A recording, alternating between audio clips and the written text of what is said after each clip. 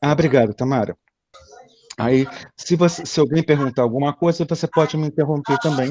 Ou se cair a fala, alguma coisa, você pode interromper. Só que você faz assim, você só liga o áudio na hora que precisar, tá bom? Tá bom. Bom, vou começar a apresentação, tá bem? Tela inteira. Espera só um instantinho que vai começar ainda. Pronto, já está iniciando. Agora vou mudar para a apresentação. Você é a fonte. Foi. Muito bem. Tamara, está enxergando? Sim, tô Revisão, enxergando. Enem, Filosofia 02. Sim, tô Muito bem. enxergando. Então, muito obrigado. Eu vou também fazer uma coisa, eu vou iniciar aqui a legenda, tá? Espera aí, vou clicar aqui em iniciar a legenda, tá? Que ele faz o seguinte, na hora que eu estou falando, né? Ele vai traduzindo em texto, ali embaixo, e ajuda a quem tiver algum problema com áudio poder acompanhar na hora que estiver assistindo, tá bom? Ou alguém que tiver com algum problema auditivo um pouco mais sério, tá? Muito bem. Então, essa é a segunda aula de revisão do Enem, né? Eu estou chamando de revisão, mas na verdade é uma preparação, né? E hoje nós vamos ver um assunto novo, porque na semana passada a gente viu um assunto que cai muito, e eu vou passar aqui os slides para a gente começar então e ver quais são esses assuntos. Lembrando, o material e a aula, eu vou deixar gravado no mural para todo mundo, tá bom? É, o material, eu acho que não para todo mundo, mas para aqueles que estão participando, tá? Eu estou na dúvida se faço isso, que da outra vez eu deixei só para o pessoal que está participando, mas talvez eu volte atrás e deixe disponível para todo mundo, porque as pessoas estão com dificuldade, tá, de participar. Então, vou pensar ainda, tá? Mas a princípio era só para as pessoas que estão participando das aulas, tá? Ou das atividades, tá? Bom, passar para o próximo slide.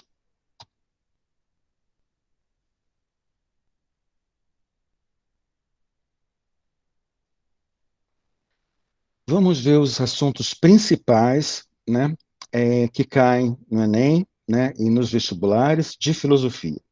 Primeira, é lógico, os pré-socráticos. Sempre vai cair uma ou duas questões dos pré-socráticos, ou que nós chamamos os filósofos naturalistas, da physis. Physis significa em grego natureza, por isso que nós chamamos de naturalistas. Physis também vai dar a palavra, é dessa palavra grega que vem a palavra física, da onde vocês têm a disciplina de física, por exemplo, né? E físico também, vem de physis na natureza. Nós chamamos esses filósofos de pré-socráticos, porque são anteriores a Sócrates, tá? O segundo assunto que sempre cai, né, sempre tem uma questão sobre algum deles, é Sócrates e a dialética maêutica, Platão, é lógico, e o mundo das ideias, porque isso vai cair sempre, e Aristóteles, tá? Não se preocupa quem ainda não viu Platão, ainda quem não viu ainda Aristóteles, né? Porque nós vamos ver com calma. A única coisa que eu posso dizer para vocês que é muito interessante é o seguinte, é que Platão, o que mais cai, a gente tem que saber, é sobre a alegoria das cavernas, que é o mundo das ideias de Platão, tá? E Aristóteles é o grande biólogo, né? Hoje é o dia do biólogo, não sei se vocês sabem disso. Já deram parabéns para os seus professores de biologia? Então, podem dar, né? O terceiro assunto é filosofia moderna, tá? Ou contemporânea. Também é um assunto que cai bastante, tá? Então, e desses são os três assuntos mais importantes, mas tem um quarto assunto que nós vamos ver hoje que cai também bastante. Vamos ver qual é. Eis aqui, ética, especialmente a ética clássica e os aspectos da ética contemporânea, tá? E aí a pergunta é, o que é ética, afinal? Ética é a mesma coisa que moral? Moral e ética são parecidos? O que significa uma coisa, o que significa a outra coisa? Tá? Nós podemos compreender que a ética, tá, é a reflexão sobre a moral. Aí você podia falar, poxa, professor, mas o que significa isso? Muito bem, vamos traduzir de outro jeito. Ética é quando você pensa como agir. Moral é quando você age, é quando você se comporta é a ação, a ética é a reflexão. Ou seja, uma coisa tem a ver com as regras, como você vai agir, a ética são as regras, e a moral tem a ver com a condução, com a ação propriamente dito. Ok? Vamos passar para o próximo slide. Muito bem. Então, o que a gente pode dizer que é ética? Ética é a ciência prática e normativa. Normativa, gente, significa normas, regras, tá? Pode entender assim, é a ciência, parte da filosofia, que estuda as normas, tá? Que estuda a moral e determina o que é bom e, a partir deste ponto de vista do que é bom, também como se deve agir. Ou seja, é a teoria ou a ciência do comportamento moral, né? Na prática, agir eticamente é agir de acordo com os preceitos da moral instituída. Que moral é essa instituída? Bom, a gente vai estudar a moral instituída através do quê? Através da ética. A ética é que vai construir isso para a gente. A gente vai saber quais são essas regras, como essas regras acontecem, quais são as respostas, por que é bom, por que é o bem, como agir certo. Tudo isso está dentro do estudo de ética. Vamos passar para o próximo, porque a gente vai ver um pouquinho agora um pouco sobre cada um dos filósofos, né? Os clássicos, né? Sócrates, Platão, Aristóteles, falando sobre a ética e como eles interpretam a ética, ok? Vamos ver primeiro o Sócrates, tá? O Sócrates, ele é racionalista. O que significa racionalista, gente? Racional. Ele usa a razão, usa o conhecimento, usa a inteligência, tá? Então, tem três características da ética socrática, da ética de Sócrates. A primeira, ele tem uma concepção do bem, que é a felicidade da alma, e do bom, que é como útil para a felicidade. Ou seja, de uma certa forma, né, ele coincide um pouco com o que a gente vai ver em Platão, que a felicidade da alma é a coisa mais importante, ou a finalidade mais importante de todos. Em Aristóteles isso também aparece também. Né? Segundo, a segunda parte importante de Sócrates em relação à ética é que ele fala muito sobre a virtude. A virtude em grego significa areté, é a capacidade radical e última do homem, como o conhecimento. E ele diz o seguinte, tá? Do vício como ignorância, quem age mal é porque ignora o bem, por conseguinte, ninguém faz o mal voluntariamente. Olha só o que Sócrates diz. Não sei se vocês vão concordar com ele, tá? Ele diz o seguinte: quem age errado, quem age mal, é porque não conhece a ética, não estudou, não tem o conhecimento. Pois bem, então jamais ninguém agiria contra a ética, né, de forma voluntária. Então, ele acha que as pessoas, por exemplo, que agem de forma imoral, não existem. As pessoas imorais, na verdade, são porque elas não conhecem a ética. Olha só, interessante, né? Será que é verdade mesmo? Vamos ver. A gente pode questionar isso no nosso dia a dia, na nossa vida. Né? Será que realmente as pessoas que agem errado é porque não conhecem? Ou será que elas conhecem e agem errado intencionalmente, com a vontade própria? Sabemos, né? Isso é uma questão que a gente pode perguntar. Bom, a terceira característica é o seguinte: é a letra C, a tese de origem sofista, segundo o qual a virtude pode ser transmitida ou ensinada. Nós temos que lembrar que os sofistas foram os primeiros professores, né? Ou sistematicamente professores, antes mesmo dos filósofos, né? E o que a teoria sofista diz é o seguinte: é que tudo pode ser ensinado. Se tudo pode ser ensinado, também pode ser ensinado a pessoa a ser ética.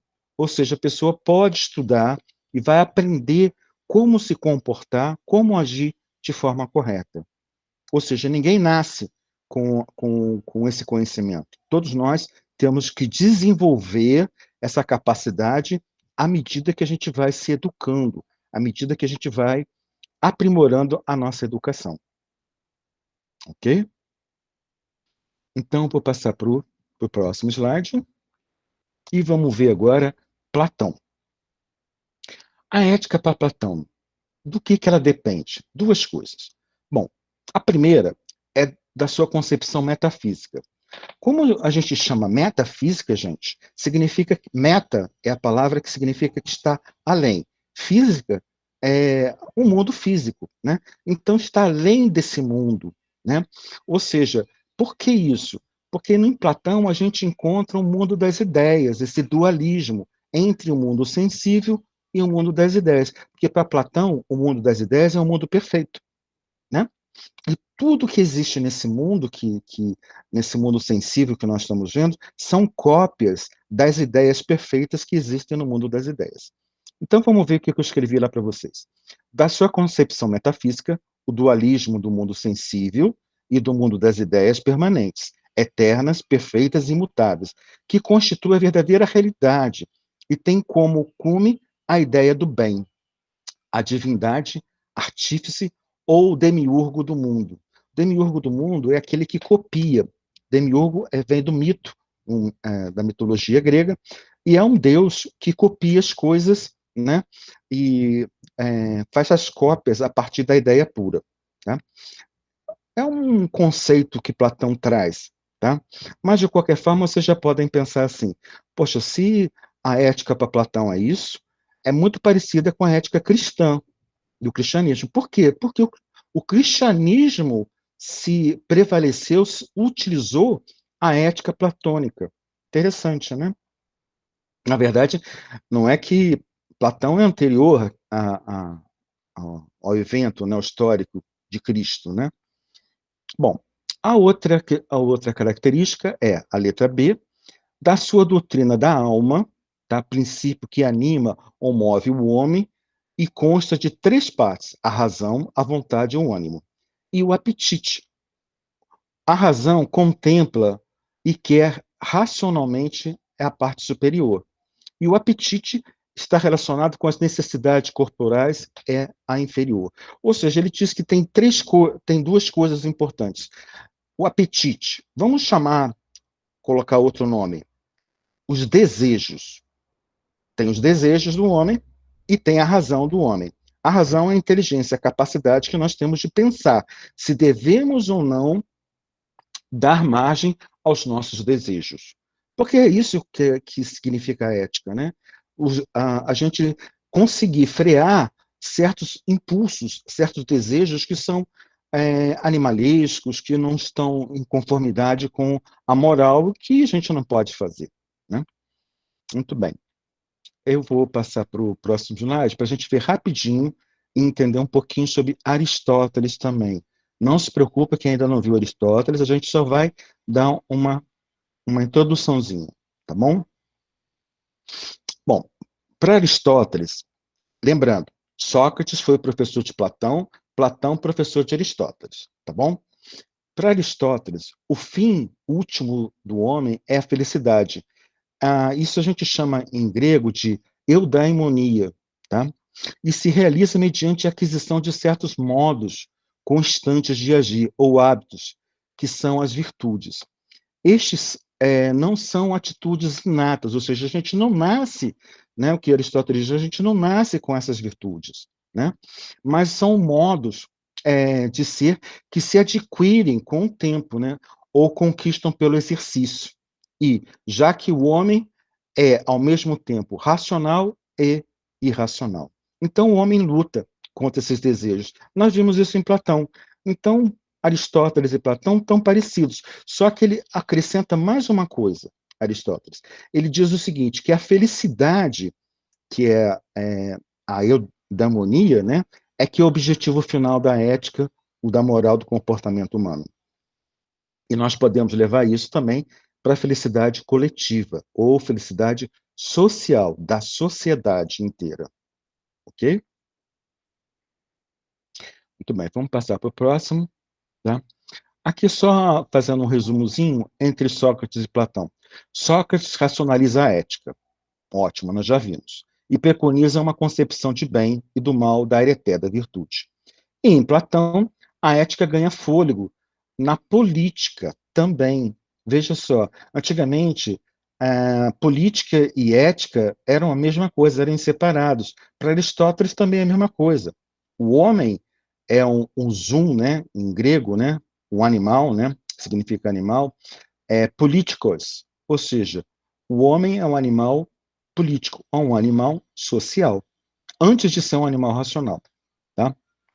E Platão pensa a mesma coisa também. Em Platão, a ética ganha fôlego na política a partir de uma concepção metafísica e da sua doutrina da alma. Perfeito? Muito bem. Então, vou passar para o próximo aqui, porque a gente vai ver um pouquinho agora o que é moral, afinal. Gente, a moral é simplesmente o conjunto de regras.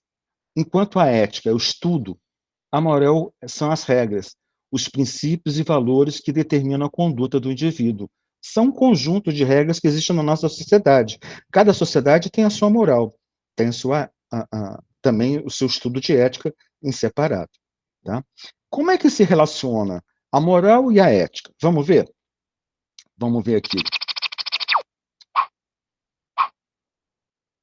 Muito bem. Olha lá. Ética e moral se relacionam da seguinte forma. A ética é a reflexão, é quando a gente quer descobrir como agir, é quando a gente pergunta como eu devo agir. E a moral? A moral já é a ação, significa o seguinte, como, o que eu vou fazer, né? Então, enquanto a reflexão é se eu devo ou não fazer alguma coisa, a moral é como eu vou fazer aquela coisa. Então, o mundo dos valores, né, tem uma relação ética e moral. Então, é essa relação que existe entre ética e moral. Enquanto a ética pensa, a moral age.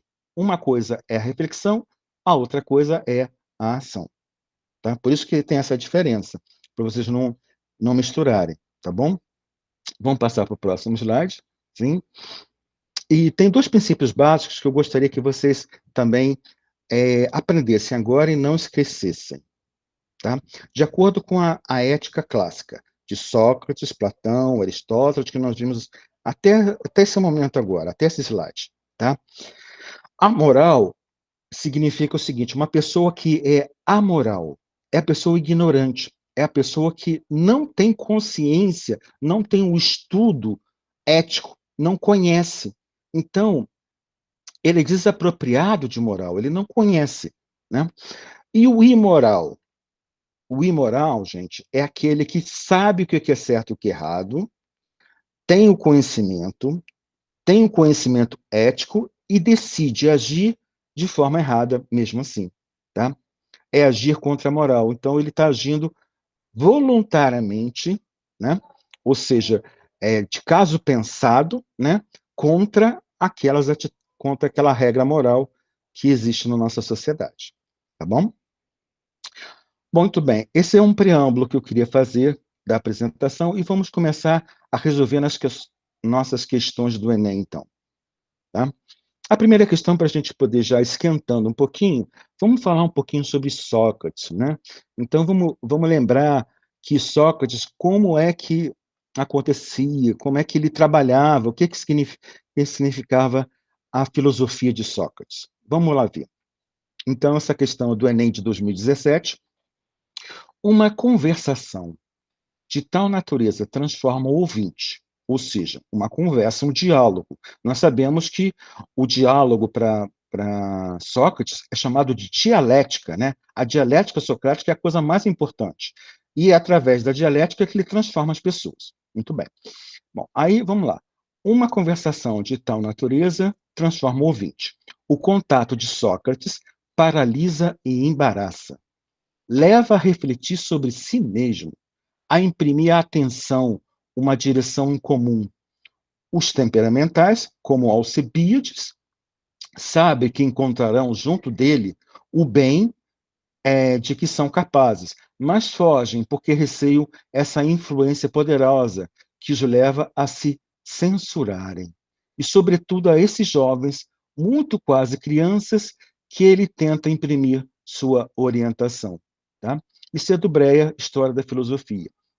Tá contando exatamente como Sócrates agia, né? E como ele trabalhava. Então, trabalhava através dos diálogos, né? Vamos ver, então, se tem alguma questão aí que envolve essa dialética, né? O texto evidencia características do modo de vida socrático, que se baseava na... Ótimo. Então, vamos ver.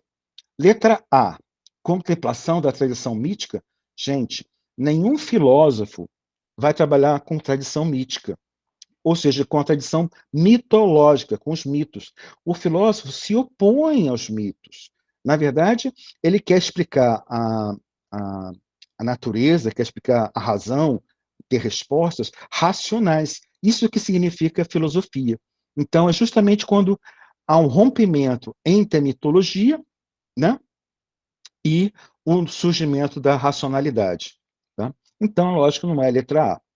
Letra B, sustentação do método dialético. E, olha aí, já encontramos a nossa resposta. A gente acabou de falar sobre dialética. O que está dizendo lá em cima? É justamente sobre a conversa. Conversa, em Sócrates, é dialética. É essa a questão. Mas vamos ver as outras por desencargo de consciência. Relativização do saber verdadeiro.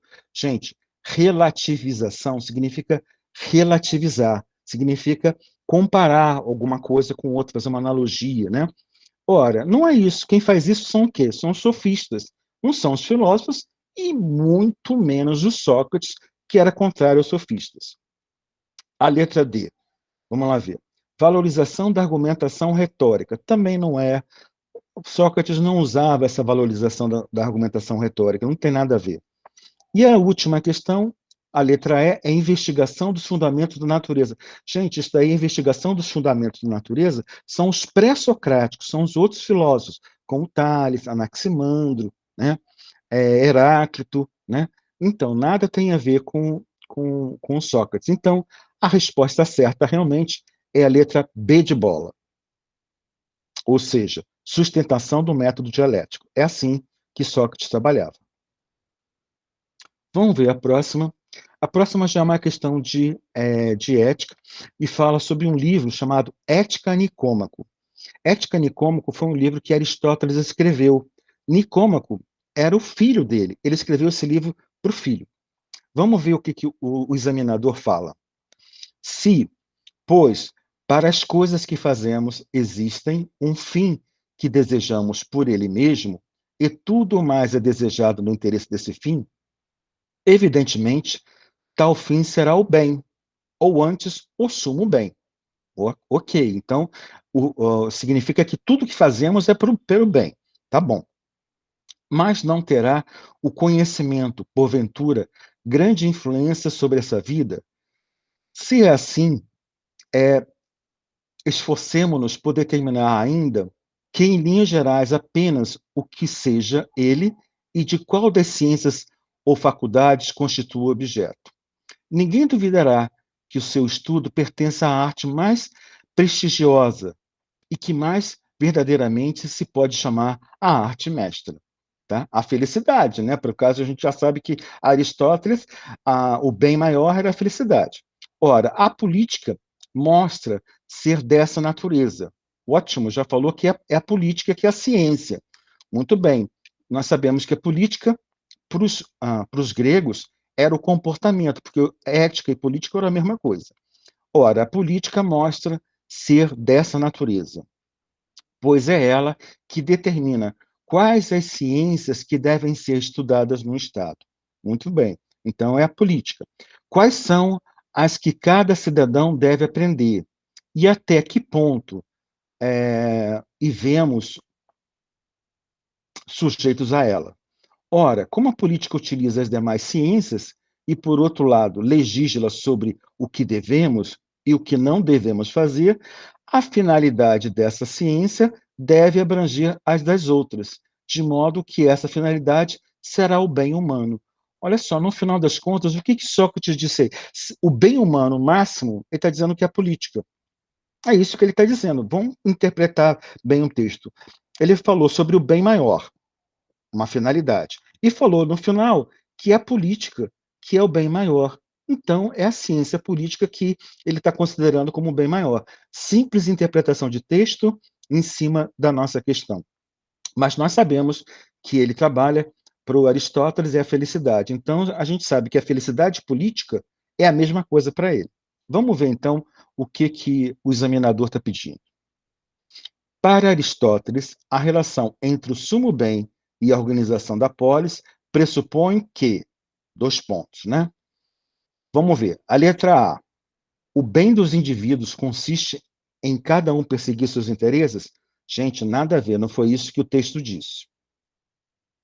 O sumo bem é dado pela fé de que os deuses são os portadores da verdade? Alguma coisa a gente falou sobre deuses? Falamos sobre a verdade aqui? Não, falamos sobre política e sobre o bem. Muito bem. Letra C. A política é a ciência que recebe todas as demais na organização da cidade. Ótimo. É essa a questão. É justamente o que ele estava falando, que a política é a ciência mais importante e que organiza tudo. Ele colocou como a coisa mais importante, como uma finalidade. Muito bem. Então, nós sabemos, então, que é a letra C. Mas, por desencargo de consciência, vamos eliminar as outras duas também. Letra D de dado. A educação visa formar a consciência de cada pessoa para agir corretamente. Espera aí, ele falou sobre educação? Não, o texto não fala. Então, não tem nada a ver essa questão. E a letra E? A democracia protege as atividades políticas necessárias para o bem comum. Gente, também não foi isso que foi dito. Então, a letra certa, a resposta certa é a letra C. A política é a ciência que precede todas as demais na organização da cidade. Então, para Aristóteles, a política e ética é a mesma coisa. Compreendem? Muito bem. No caso, a gente pode dizer também que isso é a ética clássica, porque para Platão e Sócrates também deve ser a mesma coisa, né? Aliás, os três são um professor do outro, né? Vamos passar para o próximo slide. Próxima questão, do Enem de 2017.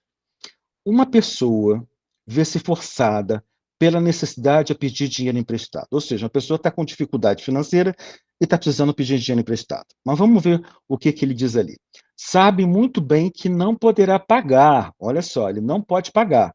Mas vê também que não lhe emprestarão nada se não prometer firmemente pagar em prazo determinado. Olha só. Então ele sabe que não pode pagar, mas ele tem que prometer que vai pagar de alguma forma, né, para ele conseguir o dinheiro. Mas aí ele está mentindo, né? Vai estar mentindo, ele sabe que não pode. Então vamos ver o que diz ali. Sente a tentação de fazer a promessa, mas tem ainda consciência bastante para perguntar a si mesmo: não é proibido e contrário ao dever livrar-se de apuros dessa maneira? Ou seja, de que maneira? Mentindo? Muito bem. Agora, o que o examinador coloca para a gente? Admitindo-se que se dedica a fazê-lo, né? Então, se ele vai fazer, ou seja, ele vai mentir, qual vai ser a sua máxima de ação? Seria qual? Quando julgar estar em apuros de dinheiro, vou pedi-lo emprestado e prometo pagá-lo, embora saiba que tal nunca sucederá, ou seja, nunca vou poder pagar. Ou seja, ele admite, aceita que não vai poder pagar, mas mente dizendo que vai pagar para conseguir o dinheiro. Tá? Kant é um filósofo que também fala sobre ética também, e ele é aristotélico, ele traz as coisas lá de Aristóteles. E, para ele, os conceitos são universais. Ou seja, se a gente encontrar alguma coisa aí em relação aos universais de Kant, porque o agir corretamente é um agir universal para Kant. Vamos ver, então, como a gente encontra alguma coisa em relação a isso. De acordo com a moral kantiana, a falsa promessa de pagamento representa no texto o quê? Vamos ver. Letra A. Assegura que a ação seja aceita por todos a partir da livre discussão participativa. Gente, se o cara está fazendo uma promessa falsa, mentindo, não. Lógico que não tem nada a ver. Vamos ver a letra B. Garante que os efeitos das ações não destruam a possibilidade da vida futura na Terra. Gente, nada a ver. Não foi isso que foi dito, não é nada a ver. Vamos pular a letra C, porque é a questão certa, e vamos tentar eliminar as outras questões. Letra D de dado. Materializa-se no entendimento de que os fins da ação humana podem justificar os meios. Gente, os fins nunca justificam os meios. Isso daí foi uma frase dita por um primeiro-ministro do nazismo, justamente para poder dizer que era permitido matar os judeus e o Holocausto. Tá? Letra E. Vamos ver se a gente consegue eliminar também. Permite que a ação individual produza a mais ampla felicidade para as pessoas envolvidas. Gente, a questão está dizendo que o cara vai mentir. Então, é lógico que não vai trazer felicidade para todas as pessoas. Vamos ver a resposta certa, que é a letra C de casa. Opõe-se ao princípio de toda ação do homem possa valer de norma universal. Olha lá a palavra no final. Universal. Quem é que fala sobre os universais? Kant. Encontrou a palavrinha universal? Você pode ter quase certeza que é essa a resposta para a questão de ética do Kant. Tá? Então, são pequenos macetes que nós podemos já ir aprendendo. Tá? Isso em relação a Kant. Vamos passar para uma próxima questão, que eu acho, se não me engano, é de Aristóteles agora. Ah, não, ainda é de Bentham. Tá? Bentham é um outro filósofo, né? Mas não precisam se preocupar com guardar esse nome, não. Vamos ver agora se a gente consegue resolver com o conceito de moral que nós temos até agora. Essa é do Enem de 2017. A moralidade, Bentham exortava, não é uma questão de agradar a Deus, muito menos de fidelidade a regras abstratas. A moralidade é a tentativa de criar a maior quantidade de felicidade possível neste mundo. Olha só, como é que você pode construir a maior quantidade de felicidade possível neste mundo? Ó, a felicidade para todos, então a felicidade social, a felicidade para a população. Ao decidir o que fazer, deveríamos, portanto, perguntar qual o curso da conduta promovida a maior quantidade de felicidade para todos aqueles que serão afetados. Ou seja, sempre que a gente for fazer alguma coisa, a gente deve perguntar o seguinte: será que o que eu vou fazer vai ser bom para todo mundo? Será que isso aqui é uma questão social? Será que eu posso utilizar isso e todo mundo pode utilizar? Então, vamos ver agora quais são o que o examinador vai perguntar para a gente. Os parâmetros da ação indicadas no texto estão em conformidade com vamos ver, letra A, fundamentação científica de viés positivista. Gente, nada a ver, não falou nada sobre ciência. Muito bem. Letra B, convenção social de orientação normativa. Gente, é justamente essa questão, porque, olha só, nós não estamos falando na felicidade de todos, então é uma convenção social de orientação normativa. Vamos deixar marcado. Vamos supor que você não sabe exatamente o que é, e vamos ver as outras para a gente poder eliminar, por eliminação. Letra C, transgressão comportamental religiosa, não falou nada de religião. Letra D, racionalidade de caráter pragmático, também não falou sobre racionalidade e nem de caráter pragmático. Letra E, inclinação de natureza passional. Passional significa o quê? Emocional. Falou alguma coisa sobre emoção? Não. Então, até por eliminação, você vai escolher a questão certa, que é a letra B de bola, convenção social. Isso é fácil de entender, né? Que é uma convenção social, porque ele diz o seguinte: a felicidade para todos. Se é para todos, é social. É para todo mundo, né? Muito bem. Vamos passar para o próximo exercício. Essa daqui também é pequenininha também, tá? É do Habermas, né? É também filosofia contemporânea também, tá? Mas ética contemporânea. Mas baseada, tudo isso baseado na ética clássica. Sócrates, Platão e Aristóteles. Uma norma só deve pretender validez, ou seja, só pode ser válido, só pode ser considerado válido, quando todos os que possam ser concernidos, ou seja, possam utilizar essa norma, por ela cheguem ou possam chegar enquanto participante de um discurso prático, ou seja, de uma comunicação. Há um acordo quanto à validade dessa norma. Vamos tentar traduzir isso aí. Significa o seguinte: uma regra de comunicação tem que ser aceita por todo mundo de uma forma universal para que ela seja válida. É isso que está escrito ali, ó. Vamos lá ver de novo. Uma norma, uma regra, só pode ter validez, só pode ser válida se todo mundo aceitar aquela regra de comunicação. Basicamente é isso. Vamos ver o que está escrito ali embaixo, ó. Consciência moral e arte comunicativo. Ótimo. Então, estamos falando justamente de comunicação. Tá? Vamos ver, então, se a gente encontra uma resposta em relação a isso. Uma norma válida referente à comunicação. Segundo Habermas, a validez de uma norma deve ser estabelecida pelo, ótimo. Então vamos ver. Letra A. Liberdade humana que consagra a vontade? Não, não foi nada disso que ele disse.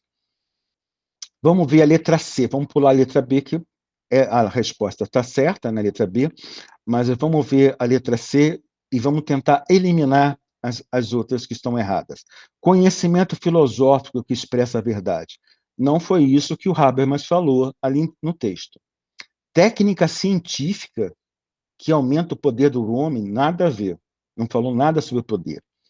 Poder político que se concentra no sistema partidário também não tem absolutamente nada a ver. Vamos ver a letra B de bola que eu pulei, que é a resposta certa. Razão comunicativa, que requer um consenso. O que é o consenso, gente? É exatamente isso que falou lá em cima. Razão comunicativa, porque a gente está falando de comunicação. E o consenso é que todo mundo aceitou essa regra. Perfeito. É a letra B de bola. Tá? Então, gente, é assim que vocês vão resolvendo algumas questões de moral, tendo os fundamentos básicos de ética e moral e vendo o que no texto está sendo pedido. Tá? E, no caso, usando a interpretação de texto que vocês vão precisar. Tá? Vamos passar para o próximo slide. Né? Olha aqui, mais uma questão de Aristóteles. Né? A felicidade é, portanto, a melhor, a mais nobre e a mais aprazível coisa do mundo. Nós vimos lá atrás que, para Aristóteles, a felicidade é a própria ética, é o bem maior. Muito bem, o que está dizendo aqui? A felicidade é, portanto, a melhor, a mais nobre e a mais aprazível coisa do mundo. E esses atributos não devem estar separados como na inscrição existente em Delfos. Delfos era o templo, né? Então, e lá estava escrito assim: das coisas, a mais nobre é a justa, e a melhor é a saúde. Porém, a mais doce é ter o que amamos. Ou seja, justiça, saúde e amor. Né? Todos esses atributos estão presentes nas mais excelentes atividades. E entre essas, a melhor nós a identificamos como a felicidade. De novo, Aristóteles dizendo que é a felicidade o bem supremo. Então, vamos ver se nós encontramos alguma questão que tem a ver com a felicidade e com essa questão que Aristóteles traz. Vamos ver lá o que o examinador está pedindo. Ao reconhecer na felicidade a reunião das mais excelentes atributos, Aristóteles a identifica como, vamos ver. Letra A. Busca por bens materiais e títulos de nobreza? Não, não foi isso que ele falou. Plenitude espiritual e ascese pessoal? Em que momento que ele falou sobre ascese, sobre...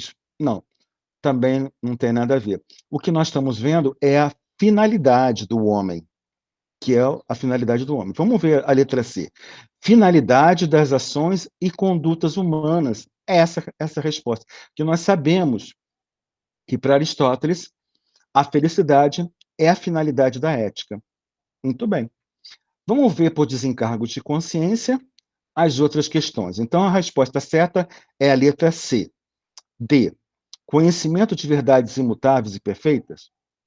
Não, tem nada a ver. E a última letra E, expressão do sucesso individual e reconhecimento público. Gente, isso seria até egoísmo. É lógico que não é essa resposta também. Então, a resposta certa é a letra C. Finalidade das ações e condutas humanas.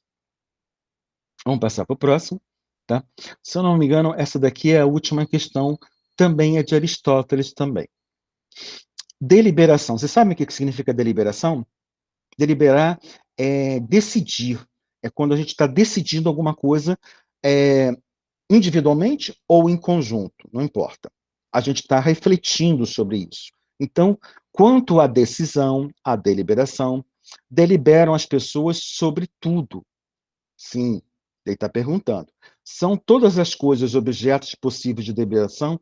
Ou seja, todas as coisas eu posso decidir, eu posso é, é, pensar como agir? Ou será a deliberação, a decisão, impossíveis no que tange a algumas coisas? Vamos ver se ele vai responder. Ninguém delibera sobre coisas eternas e imutáveis.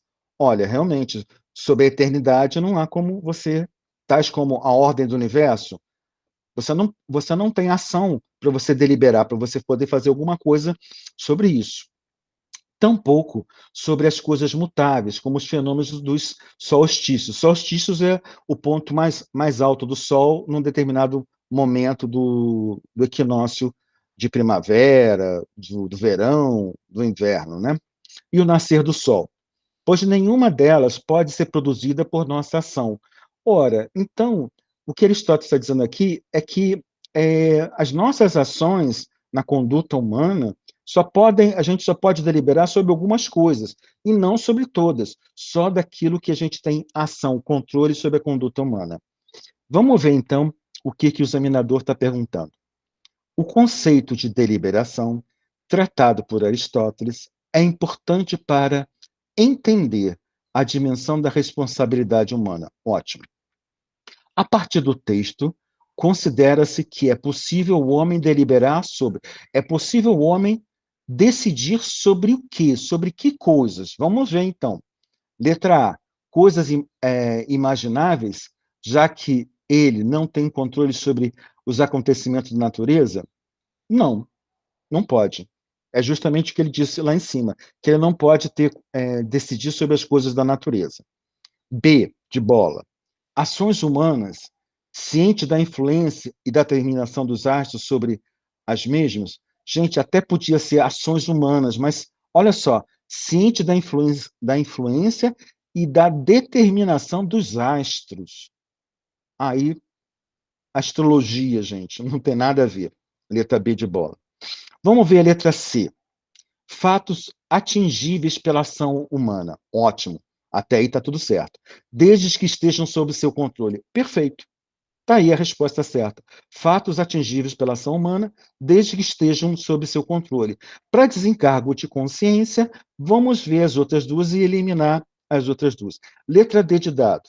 Fatos e ações mutáveis da natureza. Olha, ele falou justamente que não poderia, a ação humana não pode decidir sobre as coisas da natureza, já que ele não faz parte das ações humanas. Letra E. Coisas eternas. Justamente, e já que é por essência um ser religioso. Justamente isso que ele disse lá em cima, que o homem não pode decidir sobre as coisas eternas. Então, a resposta certa é realmente a letra C. Fatos atingíveis pela ação humana, desde que estejam sob seu controle. Observem que todas as questões do Enem têm a ver com ética, têm a ver com comportamento e tem a ver com finalidade. Qual o objetivo desse comportamento? Tá bom? Eu vou finalizar aqui. Acabou a nossa apresentação. Tá? Vamos voltar aqui para a nossa gravação. Eu vou interromper a apresentação e vou aproveitar também interromper também a gravação também da nossa videoaula.